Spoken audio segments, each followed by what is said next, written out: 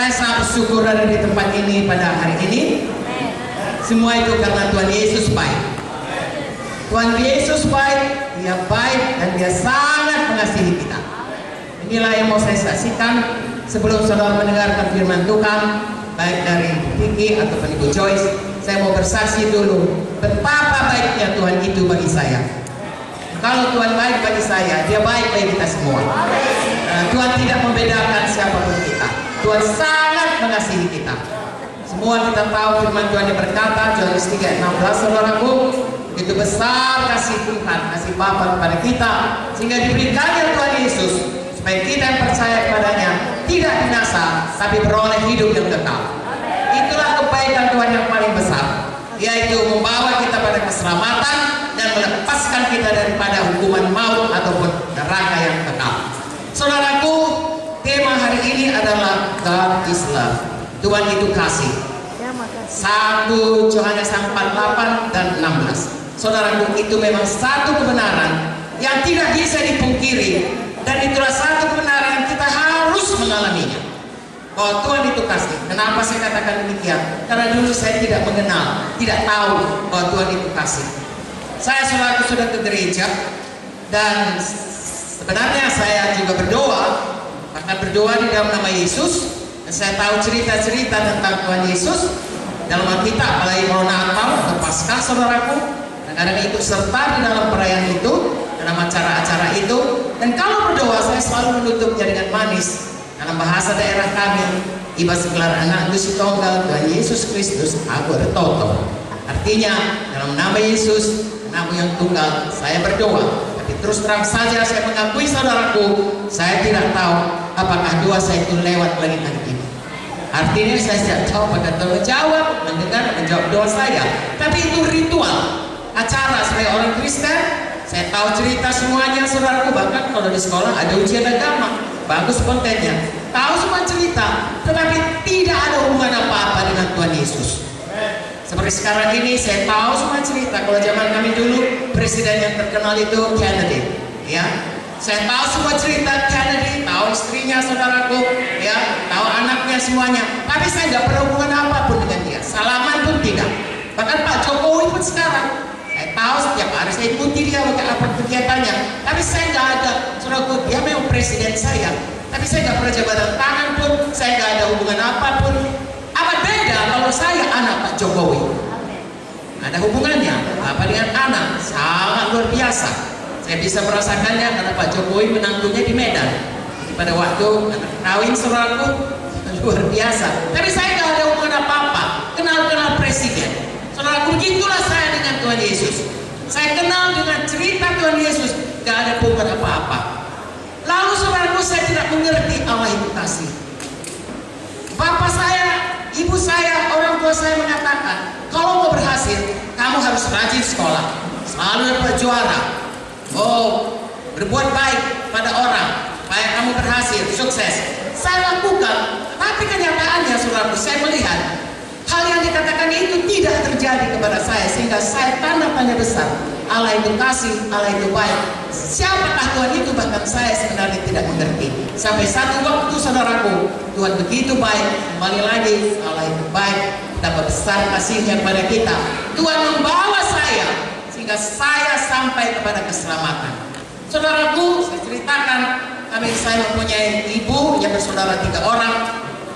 Paman paling tua, ibu saya, dengan paman paling muda. Saya anak tertua dari keluarga besar itu. Kami ada 15 bersaudara. Dalam tempo 2 tahun, ibu saya, pertama paman saya paling muda meninggal, kemudian ibu saya, kemudian paman saya paling tua. Tempo 2 tahun, kami jadi anak yatim. Saudara tahu, papa saya waktu itu sakit, dan tante saya berdua tidak tahu mencari makan. Dan seluruh daerah, saya berasal dari Kabupaten Langkat di Sumatera Utara, seluruh daerah berkata keluarga kami hancur. Tetapi disitulah saudaraku, Allah itu kasih bekerja dalam hidup kami. Haleluya. Saya belum kenal Tuhan sampai saya tamat dokter. Tuhan suruh, orang tua saya suruh belajar baik-baik, saya belajar baik-baik, selalu juara saudaraku. Tamat dokter, langsung bisa masuk menjadi staf ilmu kesehatan anak di Fakultas Kedokteran USU, dan saya dikirim ke Jakarta. Tapi dalam tempo itulah saya sekolah di kedokteran itu, ketiga orang tua, paman dan ibu saya itu meninggal.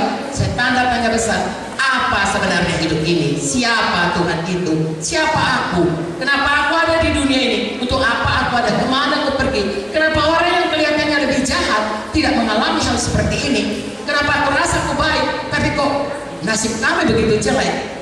Karena kalau tinggal bapak saya sakit-sakitan dan dua tante saya tak tahu cari makan, dan kami 15 orang anak harus diberi makan, tidak heran orang mengatakan kami akan hancur.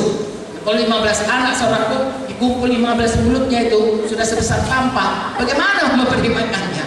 Orang tua kami, wah, saya tidak tahu bayangkan, saya anak tertua, saya sangat frustrasi, saya sangat tertekan, saya sangat bingung. Dan saya saudaraku, ya tidak saya jiwa, tapi sangat tertekan, terpuruk. Pada waktu itulah saya masuk ke bagian anak, dan saya harus belajar ke Jakarta, ke UI untuk mendalami penyakit namanya pediatric hematology, yaitu subspesialis daripada spesialis anak mengenai penyakit darah.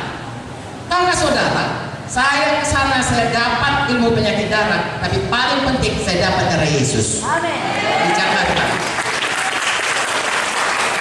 Saya ke sana sangat sedih. Saya berpikir bagaimana nasib kami semua, bagaimana nasib adik-adikku yang ketinggalkan, bagaimana nasib bapakku yang sakit-sakitan, bagaimana nasib tanteku yang nggak tahu cari makan. Saudara, haleluya, bisa mendengar lebih baik? Oke. Haleluya.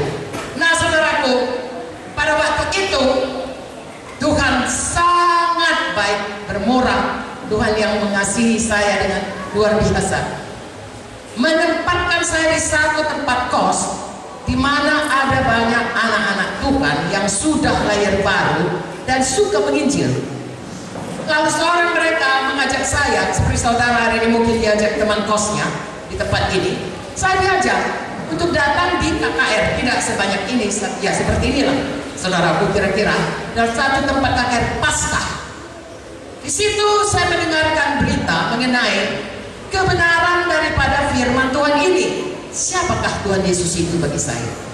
Saudaraku, kalau saya selama ini berpikir bahwasanya saya harus kerja keras dan ini untuk menjadi sukses, rupanya saudaraku, itu semuanya adalah hal yang melawan Tuhan. Saya mengerjakan hidup saya dengan kekuatan saya sendiri. Padahal sebenarnya di mata Tuhan saya ini adalah lawannya, karena saya masih orang berdosa.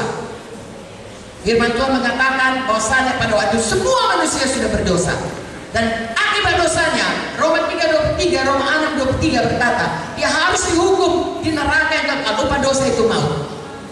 Wow, baru saya sadari saudaraku. Tapi berita selanjutnya, kabar baik mengatakan bahwa kasih karunia ada dalam Tuhan Yesus yang menyelamatkan saya.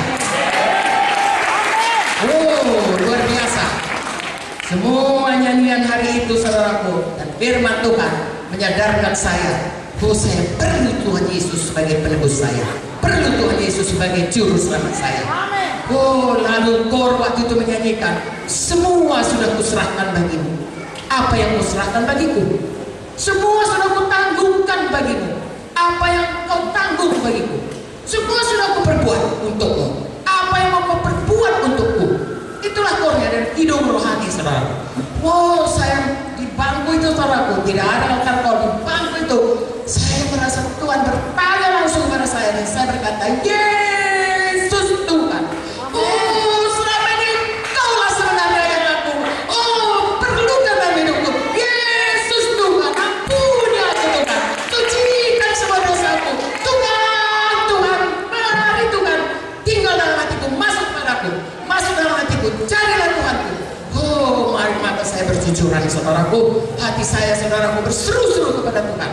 Apa saudara? Sebelumnya saya seorang yang keras hati karena keadaan keluarga seperti itu. Saya harus ditempa menjadi orang yang tidak pernah menangis apapun yang terjadi. Karena waktu ibu saya meninggal, paman saya meninggal saudaraku, kapan saya menangis?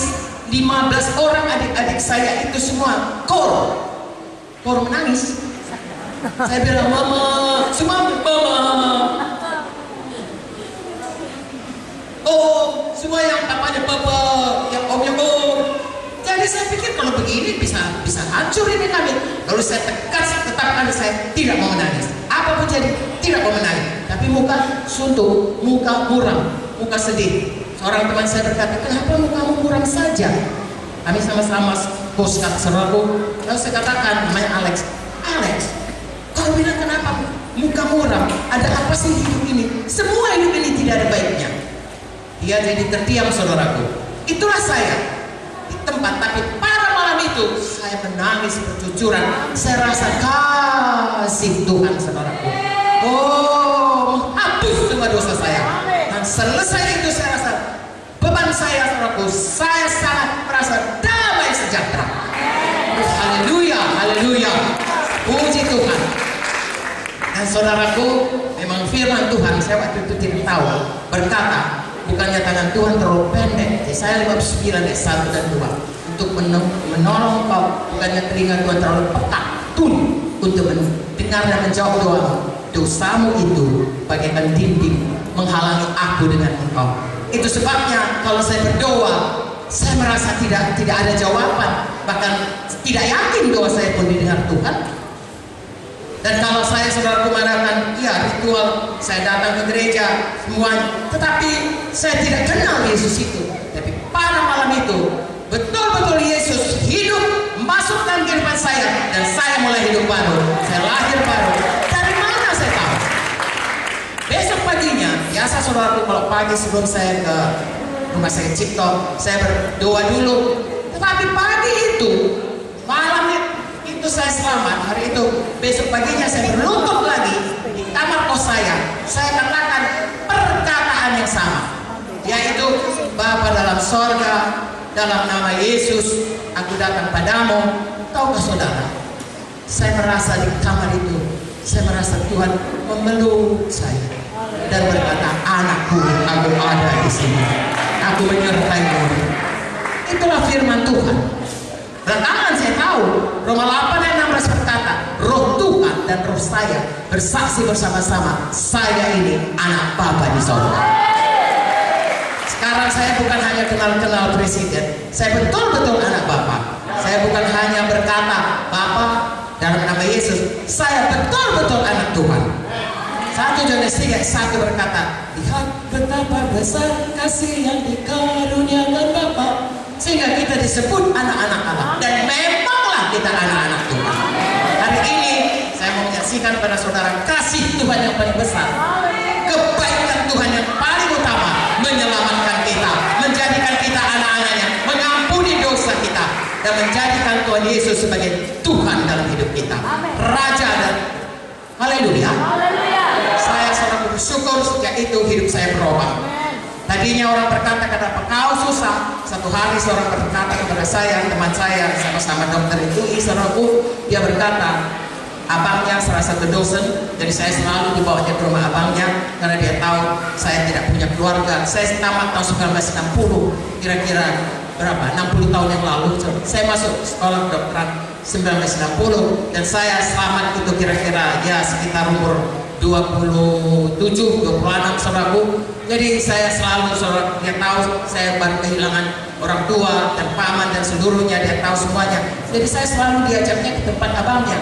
Ya salah satu dosen di UI juga, ya Adam namanya, Prof.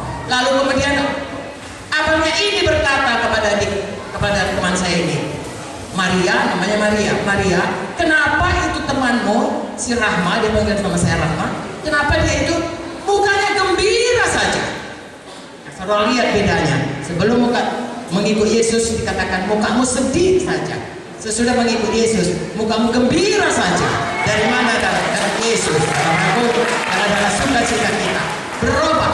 Apapun tidak bisa mengubahkan saya, saudaraku, kecuali Tuhan Yesus ada di dalam.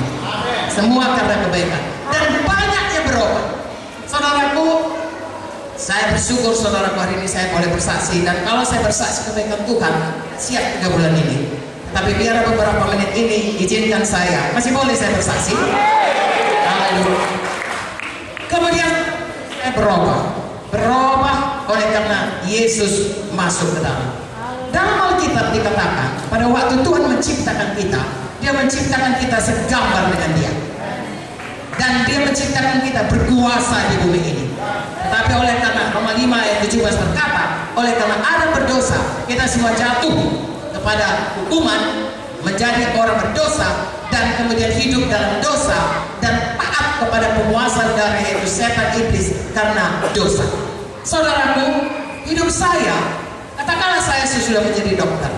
Memang baik jadi dokter, tetapi masih dalam dosa, egois, kepentingan diri sendiri. Itu jadi dokter, jadi pekerja sosial itu ada kasih fileo, filantropi. Tetapi tahukah saudara, kalau Yesus di dalam ada kasih agape, kasih yang mau berkorban. Saudaraku rela mati seperti Tuhan Yesus. 1 Yohanes 3 ayat 16 berkata, kasih Tuhan Yesus, Dia rela menyerahkan nyawanya. Begitu juga kita pun saudaraku punya kasih agape, dikatakan kamu pun wajib rela menyerahkan nyawamu bagi sesama manusia. Amen. Saya jadi dokter menolong orang. Sebelum saya kenal Yesus, perkataan yang biasa kami katakan, ibu, bapak, apalagi saya dokter anak, ini anaknya penyakitnya parah, kami sudah kerjakan yang terbaik, obat yang terbaik tolong dibeli, kalau nggak ada uang, ya usahakanlah, tetapi umur di tangan Tuhan. Dengan alasan sebenarnya egois, kalau mati jangan kami dimarahi. Sebab saudaraku biasa kalau anaknya mati dokternya yang dikejar. Kenapa anakku mati? Ya. Lalu kemudian kami kata-katanya manis, tapi sebenarnya di situ ada kepentingan diri sendiri, ilmu menyelamatkan diri. Ya tidak ada kasih agape, tidak ada, yang ada hanya ya sesama manusia, saudaraku. Tetapi dalamnya masih ada kepentingan diri sendiri. Saya mau terangkan kepada saudara betapa kasih Tuhan itu bisa masuk dalam hati kita. Sesudah selamat, saudaraku, sesudah saya lahir baru, sesudah saya mengenal firman Tuhan, oh Yesus sangat mengasihi. Saya katakan kepada orang tua, setiap kali anaknya betapa parah pun, saya katakan jangan takut, jangan khawatir, Tuhan Yesus bisa menolong. Haleluya. Ada saudaraku yang dari agama lain, ada yang dari Kristen. Kalau di agama Kristen saya katakan, ibu percaya Yesus, percaya. Firman Tuhan berkata tidak ada yang mustahil kalau kita percaya. Sering mereka pakai tangkal saudaraku anti plastik. Saya katakan tolong ini dibuka, kita gunting. Praktek saya selalu sediakan gunting. Karena ini adalah menduakan Tuhan. Bukannya nanti Tuhan tidak mendengar doa kalau kita sudah makan obat dan sudah berdoa, tapi doa kita tidak dengar Tuhan, buang, kita gunting. Kebanyakan digunting karena kami dari suku Batak, saudaraku ada tanpa plastik itu selalu ada digunting dan dibakar. Dan saya lihat saudaraku, anak-anak itu semuanya disembuhkan Tuhan. Sudah mau mati pun saudaraku, kalau dia berseru kepada Tuhan, disembuhkan Tuhan. Haleluya. Mengapa saya berani? Sebab kalau dia nggak sembuh, bisa tutup praktek saya atau bisa diadukan saya. Tapi Yesus tidak pernah kasusnya gagal, selalu berhasil. Tidak ada yang mustahil bagi orang percaya. Saya bersyukur. Kemudian saudaraku banyak kesaksian mengenai hal itu, saudaraku. Dan kalau dia dari agama lain, saya hanya bisa bersaksi. Kami kalau orang Kristen, kami percaya kepada Tuhan Yesus dan kami berdoa dan Tuhan Yesus menjawab doa kami. Kalau dia mau didoakan, saya doakan. Kalau tidak, baik-baik saja. Karena semua kita punya hak bebas menentukan siapa yang kita percayai. Haleluya. Tapi saya mau menolong karena ada kasih agape di dalam. Saya mau supaya semua orang sembuh, semua orang selamat, semua orang bahagia, semua orang bertemu dengan Yesus. Saya tidak memikirkan lagi, pokoknya banyak pasien tidak. Yang saya pikirkan supaya seperti Tuhan mengasihi saya, biarlah saya belajar seperti Yesus mengasihi juga sesama. Sangat diubahkan, saudara. Saya melihat banyak kesaksian dalam hal itu. Pasien-pasien itu, saudaraku, berkata ada teman Ibu Vicky, sama-sama dia tamat dari fakultas di USU, saudaraku. Dia katakan, mamamu itu dokterku. Aku udah keliling-keliling di Indonesia ini, dia anak tunggal, tetapi tidak bisa sembuh. Aku datang sekali ke tempatnya, saya tidak tahu itu saudaraku. Dia yang berkata kepada Vicky, tapi saya datang ke rumahnya sekali berobat, langsung sembuh. Didoakannya aku, langsung sembuh. Segala dukun-dukunku buang semua. Mengapa? Haleluya. Mengapa saya larang pasien itu berdukun? Kalau dokter itu dari Tuhan, Tuhan memberikan hikmat kepada dokter Bagaimana mendapatkan obat demi obat? Saudara tahu antibiotik itu membuat satu perubahan besar dalam kehidupan manusia. Dulu kalau nggak ada antibiotik pada zaman saudaraku perang-perang, katakanlah perang dunia pertama, tidak sama saudaraku dengan sekarang ini perang, walaupun perang teluk, perang apa. Kalau dulu kalau luka nggak antibiotik tidak ada, pada mati itu semua serdadu tentara itu. Sekarang ini saudaraku mereka banyak pulang ke kalau Amerika, kalau kemana saja karena antibiotik. Jadi pengetahuan kedokteran itu yang terus bertumbuh itu datang dari Tuhan. Tetapi kalau kedukun itu tidak bisa diterangkan, itu adalah kepercayaan kepada kuasa yang bukan kuasa Tuhan Yesus. Dan itu Tuhan berkata adalah dosa berzina secara rohani. Itu sebabnya tidak boleh kedukun. Saya katakan jangan kedukun. Kalau kamu kedukun, nanti bukannya obat tambah baik, tambah parah, karena pencuri, setan datang hanya untuk mencuri, membunuh, membinasakan. Jadi jangan ke dukun. Kalau ke dokter, cari dokter paling baik. Tuhan memberikan dokter untuk mengerjakan, untuk mengasihi manusia, silahkan. Tetapi kalau hanya bersandar pada dokter, saudaraku, semua kuasa di bumi ini ada batasnya, kecuali kuasa Tuhan. Amin. Saudara punya uang, ada batasnya kuasanya. Saudara punya kekuatan sehat, muda, ada batasnya. Saudara punya kedudukan, ada satu waktu saudaraku tinggi pun kedudukan saudara. Kalau saudara dapat vonis kanker, nggak ada gunanya lagi. Tetapi dalam Yesus tidak ada yang mustahil. Tuhan mau menjawab apapun persoalan kita. Orang tua saya berkata, bapak saya berkata, dapat Yesus, dapat semuanya. Jadi saya melihat hidup saya berubah, saudaraku, berubah ke dalam, berubah dalam pelayanan. Semua itu karena kasih Yesus. Tanpa kasih Yesus, tanpa Yesus tinggal dalam kita akan berjalan sendiri dan kita akan, saudaraku, hidup di bawah kutuk. Karena Tuhan berkata, terkutuklah orang yang mengandalkan dirinya, mengandalkan kekuatan, mengandalkan kekayaannya, mengandalkan manusia, tapi diberkatilah orang yang mengandalkan Tuhan. Amin. Hari ini saudaraku, saya sungguh-sungguh mengajak saudara, mari datang kepada Tuhan. Mari terima Yesus sebagai juru selamat saudara. Kalau saudara sudah ke gereja, pastikan Yesus itu ada hubungan saudara. Bahwasanya dialah Tuhan dalam hidup saudara, dialah juru selamat. Kepadanya saudara serahkan hidup saudara. Saudara tidak pernah mengandalkan diri saudara sendiri, tetapi selalu mengandalkan Tuhan. Haleluya. Dan yang kabar baiknya lagi, saudaraku, Tuhan bukan hanya menyelamatkan kita, tetapi Tuhan juga memberikan kita kehidupan yang sangat berkelimpahan dalam hal badani, dalam hal rohani, dalam hal materi, dalam segala aspek kehidupan kita. Itu sebabnya Tuhan memanggil saudaraku, semua kita yang letih dan berbeban berat, yang lesu, mari datang, aku akan memberi sentosa kepadamu. Yang sakit akan disembuhkan, yang terikat akan dibebaskan. Oh, yang ada persoalan, Tuhan memberi jalan keluar. Yang miskin akan diperkaya. Seperti saya tadi, yang tertekan, Tuhan akan bebaskan dan memberikan damainya, sukacitanya melimpah dalam hati kita. Haleluya. Khusus hari ini saya mau bersaksi, saudaraku, mengenai kesembuhan. Saudaraku, saudara banyak masih muda. Ya, dulu saya pikir kalau masih muda itu tidak ada yang bisa menyentuh kita. Tetapi saudaraku, jauh lebih baik saudara masih muda, saudara mengerti bahwa Tuhan itu adalah Jehovah Rafa, penyembuh. Haleluya. Dapat data penyakit, karena umur saya sudah 77 tahun, saudaraku. Ya, saya mengalami banyak pertolongan dari Tuhan. Ya, dapat saudara yang masih muda punya iman bagaimana Tuhan menyembuhkan. Saudara tidak perlu gentar kalau penyakit datang. Saudara bisa mengandalkan Tuhan, memegang janjinya bahwa oleh bilur-bilur Yesus kita boleh sembuh. Haleluya. Kalau saudara di keadaan sakit, belum ada istilah terlambat kepada Tuhan. Kepada Tuhan, saudaraku, hanya Tuhan minta kita percaya. Amin. Tuhan sanggup, Tuhan mau. Kadang-kadang orang, saudaraku, sanggup menolong kita, tapi dia nggak mau nolong kita. Kadang-kadang orang mau menolong kita, tapi dia nggak sanggup menolong kita. Tapi Tuhan Yesus, Bapa di sorga, Roh Kudus, Tuhan kita yang ajaib, mau menolong kita, sanggup menolong kita, dan memang suka menolong kita. Haleluya. Untuk itulah Tuhan Yesus datang untuk memberi kita kehidupan, supaya hidup yang kita miliki itu sangat berkelimpahan. Saya sakit, saudaraku, pada waktu mula-mula membuka sidang ini. Sebenarnya saya dari kedokteran.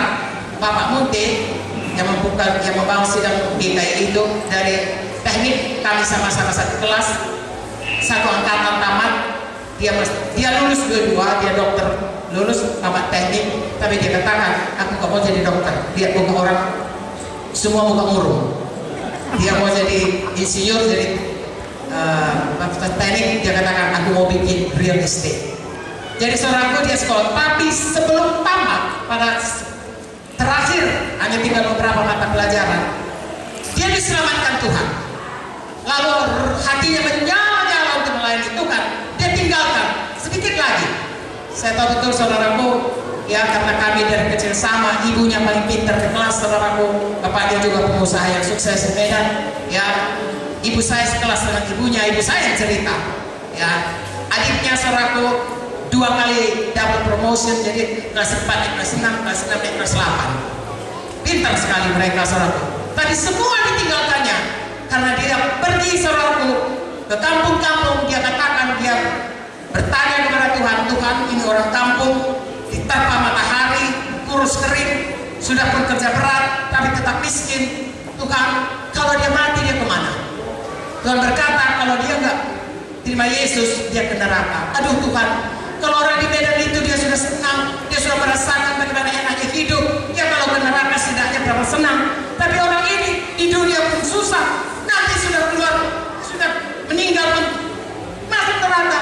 Kasihan Tuhan. Tuhan berkata padanya, kalau kau kasihan, kau beritakan Injil kepadanya. Hatinya menyala-nyala saudaraku. Dia pergi ke kampung-kampung. Seluruh usul tahu Benyamin Munte sudah mereng. Karena dia memang seorang yang suka pesta-pesta, ya playboy saudaraku, orangnya ganteng saudaraku. Ya. Berubah tiba-tiba, pergi ke desa, dan desa demi desa dibuka, berubah dari animisme. Kalau animisme itu saudaraku menyembah, kalau tempat namanya begu, roh jahat. Ada begu ganja itu roh jahat yang tinggi besar. Takut semuanya saudaraku, anak-anak orang kampung itu. Tapi sesudah Bapak Munte, sesudah suami saya pergi menginjil saudaraku, bukannya anak kampung itu yang takut kepada setan berubah. Nah dia jalan Bapak Munte untuk mengusir setan, percaya Tuhan Yesus, berubah dari penyembah berhala kepada penyembah Tuhan yang hidup. Sekarang setannya yang takut kepada orang kampung itu. Berubah kampung-kampung itu. Nah perbaiknya lagi, bukan karena Pak Munte begitu bersungguh-sungguh hati, lalu kemudian dia katakan kepada saya, mari kita sama-sama beritakan Injil. Kalau dokter banyak yang menggantikan kau, tapi kalau orang ini, saya pikir betul juga. Kalau saya jadi dokter saudaraku, orang sembuh dari yang anak umurnya panjang 80 tahun, kalau dia nggak kenal Yesus, dia akan ke neraka. Tapi kalau saya beritakan Injil, itu yang saya dapat impresi dalam hati saya. Mereka itu selamat. Kemudian mereka kapan saja mereka meninggal, mereka akan sudah beroleh nama di sorga.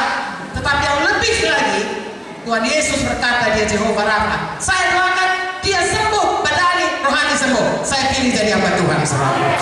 Saya tidak suruh saudara jadi hamba Tuhan. Itu panggilan Tuhan kepada saya. Tapi kalau Tuhan memanggil saudara, jangan ragu, mari sambut panggilan Tuhan. Haleluya. Tidak ada sebenarnya hanya paling baik. Tuhan Yesus ya mengasihi kita baik. Saudara lihat apa yang dikerjakan dalam kebaikannya, yaitu memberitakan mengenai keselamatan, bahkan menyediakan dirinya jalan keselamatan. Jadi menurut saya saudaraku, ya ibu saya, bapak saya berkata pilih profesi dua yang paling baik di dunia ini. Yang lain pun baik semua saudaraku. Apa Tuhan panggil di situlah saudara tinggal. Tapi para saya disuruh dua pilihan, satu jadi dokter, dua jadi guru. Lalu saudaraku saya ambil dua-dua. Saya jadi dokter, sudah tambah dokter saya tidak departemen kesehatan, saya masuk PTIP, saya jadi guru, saya jadi dosen, staf dosen di USU. Saudaraku, tetapi sesudah saya jadi hamba Tuhan, saya katakan paling bagus menjadi hamba Tuhan. Teman-teman saya mula-mula marah dan berkata, saya menghina profesi dokter.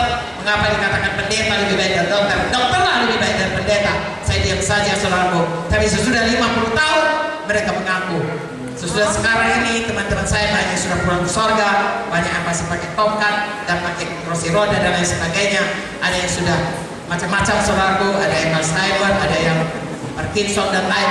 Kemudian mereka jumpa saya, lalu mereka semua berkata, kaulah yang betul, karena kau melayani Tuhan, kau tetap sukacita, kau tetap senang. Saya tidak menyadarinya mereka yang berkata demikian, tapi saya rasa memang itu adalah kasih karunia Tuhan. Tuhan mencari orang bersungguh-sungguh hati di muka bumi ini. 2 Tawarin 6:9 berkata, Tuhan mencari di mata, Tuhan mencari di seluruh muka bumi ini orang yang bersungguh-sungguh hati. Untuk apa? Untuk mencurahkan kuasanya kepada orang. Jadilah orang yang bersungguh-sungguh hati, saudaraku. Ikulah Tuhan sungguh-sungguh. Apapun keadaan saudara, Yesus ada untuk menolong saudara. Ketika saya mau bersaksi mengenai sakit, pada awal daripada ini begitu beratnya, saudaraku, pekerjaan untuk memberitakan Injil ke desa demi desa. Belum ada lampu dulu, saudaraku, listrik belum masuk desa. Jadi kami bawa obor, pasang senter, mati senter, saudaraku, mati obor, habis minyaknya, tinggal bulan. Kalau bulan tidak ada, saudara berjalan saja. Ya, sekali saya pernah berjalan, saudaraku, saya pikir berjalan dengan terang bulan, kalau sudah mati, lilin sudah mati, sudah habis. Kampung itu jauh, belum sampai. Lalu saya berjalan, saudaraku, saya pikir berjalan karena terang, kelihatan. Tapi saya lihat becek biasa, saudaraku, hujan. Kenapa makin lama makin dalam beceknya? Dan kenapa makin lama makin bau? Rupanya bukan jalan, kubangan kerbau, saudara. Tapi saya menikmatinya, saudaraku, kampung itu selamat. Seluruhnya ada gereja di sana. Sekali, saudaraku, saya tidak tahu, mereka ajak saya menyeberang sungai, lalu ada jembatannya sudah jatuh, lalu dibuat satu titik, satu kayu saja. Saya bilang saya nggak bisa seperti itu, saya nggak pemain akrobat, saya dari lantai dari jalan air saja. Mereka diam, tapi mereka bilang silakanlah ibu. Saya sampai, saudaraku, sampai di seberang. Lalu mereka berkata, ibu coba lihat, mungkin di kakinya ada lintah lengket. Saya langsung melompat, wow, karena saya takut lintah, saudara. Pacar pun saya takut. Lalu, saudaraku, ternyata tidak ada. Lalu sepanjang jalan banyak pacar. Saya hanya berkata, jangan nama Yesus, pacar berkita. Tidak ada satu-satu lengket di sini, tinggal membuangnya saja. Jadi saya bersyukur di kampung itu juga jiwa-jiwa selamat dan mereka berubah dari gelap kepada terang. Itu semua karena kasih Kristus, saudaraku. Dan saya tidak menyesal. Saya berkata kepada saudara, memang Yesus mengasihi kita. Memang Yesus sangat baik. Ia tidak pernah mengecewakan. Bahkan apa yang kita buat, saudaraku, tidak sebanding dengan apa yang dibuatnya. Saya mengaku, saudaraku, setiap saat perlindungannya teguh, kasihnya sangat menyala dalam hati. Dan apa saja, saudaraku, yang belum diminta pun sudah dia berikan kepada kita. Apalagi kalau saudara minta, pastilah diberikannya. Saya sakit, saudaraku, karena begitu beratnya. Kadang-kadang naik ke kampung itu tegak lurus, saudaraku, mesti panjang, ya, luar biasa. Ya, saya sakit, jantungnya berhenti 2 kali berdetak, saudaraku, kemudian berhenti, kemudian 2 kali ekstra sistolnya sangat. Dimakan obat gak baik-baik, saudaraku. Lalu setiap kali itu berhenti, saya rasanya takut mati, rasanya mau mati. Tapi, saudaraku, saya katakan ke saudara, profesor saya, bagian dari jantung, berkata, kita pasang baju jantung. Baju jantung itu kira-kira, saudaraku, ditaruh baterai. Kalau baterainya mati, saya pun ikut mati, begitulah, saudaraku. Tapi kalau saudara itu umur 30-an, 77, 40 tahun lebih, hampir 50 tahun, jantungnya jalan terus. Saya nggak bisa keliling. Saya baru pulang dari Timor Leste, dari Sumba, saudaraku, Pulau Sumba, dari seluruh kabupaten. Ya, saya di seluruh Sumatera, baru dari Jambi, baru dari semua. Dari manakah datang kekuatan itu? Karena Yesus ada di dalam. Karena Yesus ada di dalam. Saya mengundang saudara, kalau mau sehat, biarkan Yesus, saudaraku, hidupkan tubuh-tubuh kita. Haleluya. Saya sembuh. Satu hari, saudaraku, saya batuk, tidak sembuh-sembuh. Bernapas pun tidak bisa. Tarik napas pun enggak. Khotbah begini tidak bisa, nyanyi pun tidak bisa. Lalu kemudian di foto ada masa, ada benjolan di sini, seorang besar. Dokter merasakan itu sesuatu yang tidak baik. Lalu kemudian seorang saya dikirim ke Jakarta, dibuat bronkoskopi. Waktu di bronkoskopi itu saya kolaps, saya hilang. Lalu Pak Muti, karena adik saya semuanya, kami diberkati Tuhan, sudah mengikut Tuhan. Kami 7 bersaudara, saya, lain ibu saya, dan lain dari paman saya. Kami 7. Dari 7 kami bersaudara, itu tahun 60-an ya, meninggalnya itu keluarga saya. Pada saat itu tidak mudah, saudaraku. Dari 7 itu 5 kami menjadi dokter, berapa jadi spesialis, satu dokter gigi, satu tamatan ITB. Saya rasa itu kebaikan Tuhan yang luar biasa. Jadi karena kami dokter, saya dikasih masuk, adik saya dikasih masuk, Pak Muti dikasih masuk. Begitu saya hilang, saudaraku, mereka berseru, dalam nama Yesus, saya balik. Lalu Pak Muti berkata, mari kita berdoa. Saudara-saudara, saya tidak ada berobat apapun, saya tidak anjurkan saudara tidak berobat, tapi ini kasus saya menceritakan kebaikan Tuhan. Saya tidak berobat. Satu waktu saya tidak tahu, tapi saya mencari Tuhan sungguh-sungguh. Saya berseru kepada Tuhan, saya betul-betul hidup di dalam persekutuan dengan Tuhan selama beberapa lama, saudaraku. Satu hari saya mendapatkan impresi dari Tuhan dan berdoa, Tuhan sudah menyembuhkan saya, dan betullah saya bisa bernapas, saya bisa lagi bernyanyi, bisa lagi saudaraku bicara dengan yang lain. Lalu Pak Muti berkata, mari kita lihat, karena semua kesembuhan dari Tuhan bisa dibuktikan oleh kedokteran.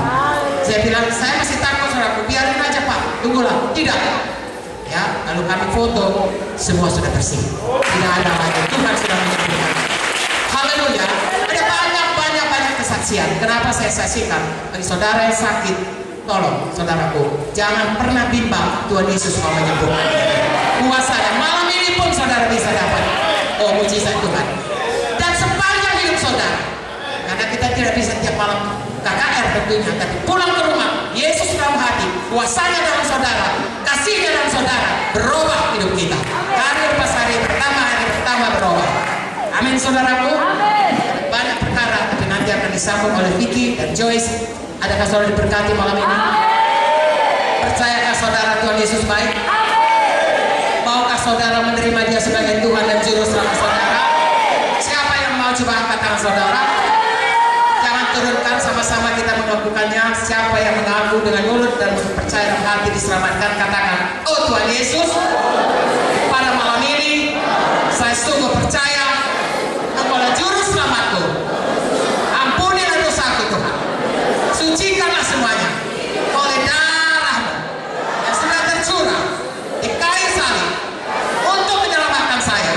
Saya percaya Tuhan tidak menolak saya, Tuhan menerima saya. Saya menjadi anak-anak Bapa, anak Bapa di sorga, karena iman saya, karena darah Yesus sudah tercurah bagi saya. Terima kasih Tuhan, berkati saya Tuhan, sembuhkan saya, berikan hidup yang berhasil, damai sejahtera, sukacita selalu mengawali hati saya sepanjang hidup saya. Ajari saya Tuhan, tolong saya setia mengikut Engkau sampai selamanya. Dalam nama Yesus saya berdoa. Yang percaya katakan amin.